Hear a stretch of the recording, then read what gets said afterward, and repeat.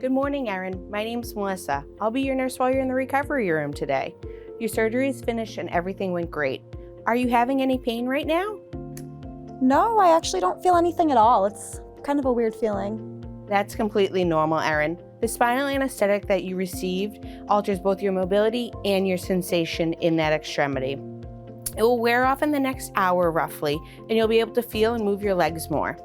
You might even develop some pain at that point. Okay.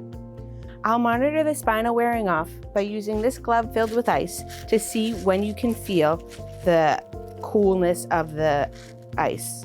Okay. We're gonna start with your shoulder. It's cold. That's great. What about when I place it here? Still cold, same as before. Perfect. And what about when I go to your hip? I feel a slight pressure, but not necessarily a cold feeling. That's perfect. The spinal is still working there.